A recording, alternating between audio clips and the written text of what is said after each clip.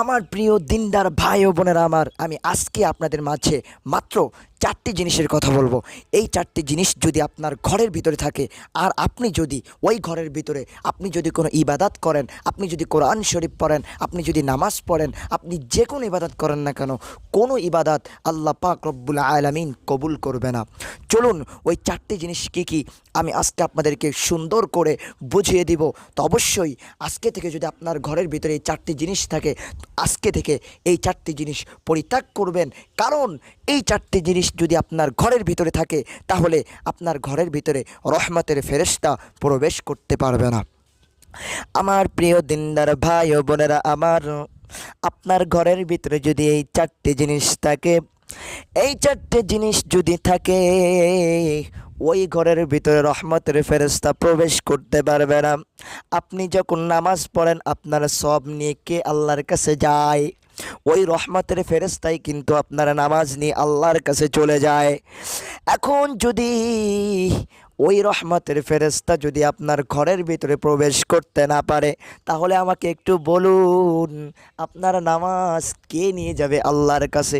আপনার কোরআন তেলাওয়াত কে নিয়ে যাবে আল্লাহর কাছে? ওই ইবাদত ততক্ষণ পর্যন্ত গণ্য হবে যতক্ষণ পর্যন্ত আল্লাহর কাছে ওই ইবাদতটা কবুল হবে। আর ইবাদত কবুল হতে গেলে তো বাসার ভিতরে রহমতের ফেরেশতা ঢোকার দরকার, ঠিক কি না? ইবাদত যদি কবুল হতে হয়, তাহলে ঘরের ভিতরে অবশ্যই রহমতের ফেরেশতা ঢোকার দরকার। আছে কি না আপনারা বলেন? আছে না? তো রহমতের ফেরেশতা যদি আপনার ঘরের ভিতরে ঢুকাতে চান, যদি ঢুকতে চায়, আজকে আমি এই 4টে জিনিস বলবো। এই 4টে জিনিস যদি আপনার ঘরের ভিতরে থাকে, ঘরের ভিতরে রহমতের ফেরেশতা প্রবেশ করবে না। দেখুন, আমি বারবার বলবো, আসুন দিনের পথে ফিরে আসুন। এই ইসলামের পথে যে শান্তি আছে, অন্য কোনো ধর্মে এত শান্তি নাই। ইসলামের ভিতরে শান্তি আছে, দিনের পথে শান্তি আছে। যদি আপনি দিনের পথে ভালোভাবে চলতে পারেন, তাহলে এই দিনের পথে শান্তি আছে। আপনি যদি দিনের পথে অটল থাকতে পারেন, দেখবেন আপনার সংসার জীবনকরণ আর আপনার পরিবারের যত কিছু আছে, সব কিছুতে আল্লাহ পাক রব্বুল আলামিন বরকত ঢেলে দিবে। চলুন তাহলে এই 4টে জিনিস আমরা জেনে আসি। আর যদি ঘরের ভিতরে শান্তি চান, তাহলে অবশ্যই অবশ্যই অবশ্যই ঘরের ভিতরে রহমতের ফেরেশতা ঢোকা লাগবে। আর যদি ঘরের ভিতরে রহমতের ফেরেশতা যদি ঢুকতে না পারে, তাহলে ওই ঘরের ভিতরে কশিনকালেও শান্তি আসবে না। তাহলে কি করতে হবে? আপনাদের করণীয় কি জানেন? আমি যে 4টি জিনিস বলবো, এই 4টি জিনিস যদি ঘরের ভিতরে থাকে, ঘরের ভিতর থেকে আজকে থেকে পরিত্যাগ করে ফেলবেন। পারবেন না ইনশাআল্লাহ? আল্লাহ পাক রব্বুল আলামিন আমাদের সবাইকে বোঝার তৌফিক দান করুক। সবাই বলেন আমিন। চলুন তাহলে আমরা এক একটি করে 4টি জিনিস জেনে নিই। প্রথম নাম্বার হচ্ছে, ঘরের ভিতরে কোনো ছবি রাখা যাবে না। ঘরের ভিতরে কোনো ছবি রাখা যাবে না। অনেকে আছে, মা অনেক আগে মারা গেছে, বাবা অনেক আগে মারা গেছে, ঘরের ভিতরে খুব সুন্দর করে টানিয়ে রেখে দেয়। আবার অনেকে আছে, বাচ্চাদের জন্য পুতুল নিয়ে আসে, বড় বড় বাঘ ভাল্লুক কিনে আনে বাজার থেকে, অনেক টাকা খরচ করে বাচ্চাদের জন্য এইসব পুতুল বাঘ ভাল্লুক কিনে আনে। রাতের বেলা দেখা যায়, ওই বাচ্চা যখন ঘুমায়, রাতের বেলায় স্বপ্নের ভিতরে দেখে বাঘে তাড়া করতেছে, সাপে খাইতে আসতেছে। সেই ওই বাচ্চার মা পরের দিন হুজুরের কাছে যেয়ে বলে, হুজুর, আমার সন্তান রাতের বেলায় সাপ দেখে, আমার সন্তান রাতের বেলায় বাঘ দেখে, হুজুর একটু ঝাড়া দেন, বলুন তো আমার সন্তানের কি হলো? সারাদিন যদি আপনার সন্তান বাঘ নিয়ে খেলা করে, সারাদিন যদি আপনার সন্তান সাপ নিয়ে খেলা করে, তাহলে তো রাতের বেলা এগুলো তো দেখবেই। বলেন, এগুলো দেখবে না? এগুলো সব আপনাদের দোষ, ঠিক আছে না? এইগুলো অবশ্যই পরিত্যাগ করবেন। বাচ্চাদের জন্য অন্য অন্য খেলনা আনবেন। তবে এই যেগুলো জীবজন্তুর ছবি, খবরদার খবরদার বাচ্চাদেরকে কিনে দিবেন না। যদি আপনি এইগুলো কিনে দেন, তাহলে আপনার বাচ্চার ভিতরে জিনের আঁচড় ঢুকে যাবে, আপনার বাচ্চার ভিতরে গজব ঢুকে যাবে। আর যদি আপনি এইগুলো না কিনে দেন, তাহলে আপনার বাচ্চাটা আল্লাহর রহমতের ভিতরে থাকবে। পারবেন না ইনশাল্লাহ?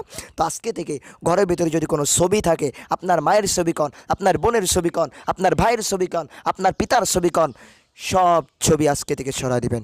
যদি আপনার ঘরের ভিতরে যদি ছবি থাকে, ওই ঘরের ভিতরে রহমতের ফেরেশতা প্রবেশ করতে পারে না।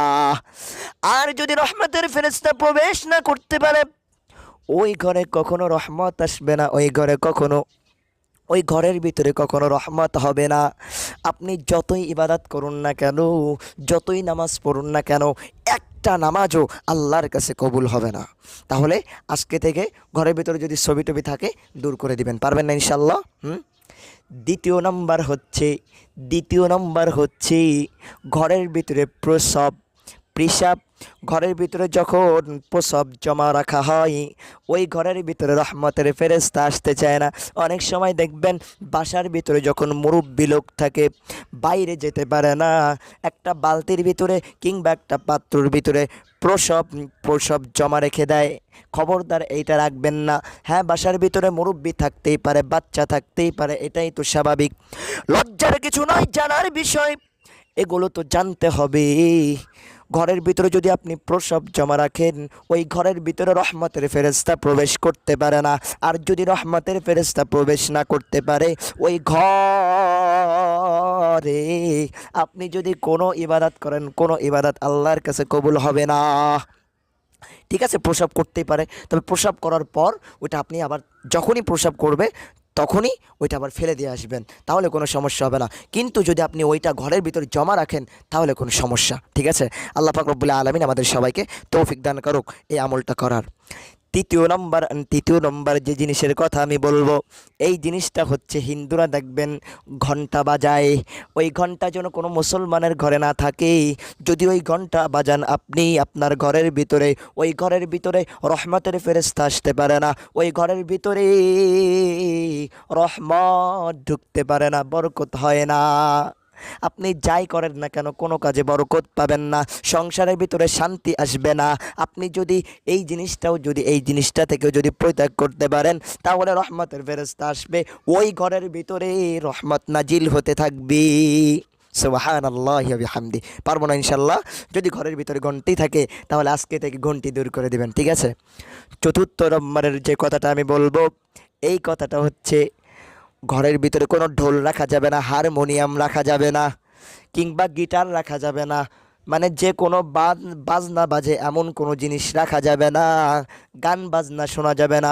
ঘরের ভিতরে ঘরের ভিতরে গান বাজনা বাজানো যাবে না। অনেকে আছে কিছু হতে পারে না, একটু বক্স বাজায় দেয়, ডিজে বাজে, ডিজে, বুঝছেন? যদি এরকমটা করেন আপনার ঘরের ভিতরে রহমতের ফেরেশতা আসবে না। যদি এই চারটে জিনিস থেকে আপনি পরিত্যাগ করতে না পারেন, আর ওই অবস্থায় যদি ওই ঘরের ভিতরে যত নামাজ পড়েন না কেন, কোনো নামাজ আল্লাহর কাছে কবুল হবে না। আল্লাহ পাক রব্বুল আলামিন আমাদের সবাইকে এই চারটি জিনিস ঘর থেকে যাতে ত্যাগ করতে পারি সেই তৌফিক আল্লাহ আমাদের সবাইকে দান করুক। সবাই বলেন আমিন। তো আজকের ভিডিওটা এই পর্যন্ত। সবাই ভালো থাকবেন, সুস্থ থাকবেন। আবারও দেখা হবে পরবর্তী কোনো ইসলামিক ভিডিওতে। এখন আমি আপনাদের মাঝ থেকে বিদায় নিচ্ছি। আসসালামু আলাইকুম ওয়া রাহমাতুল্লাহি ওয়া বারাকাতুহু।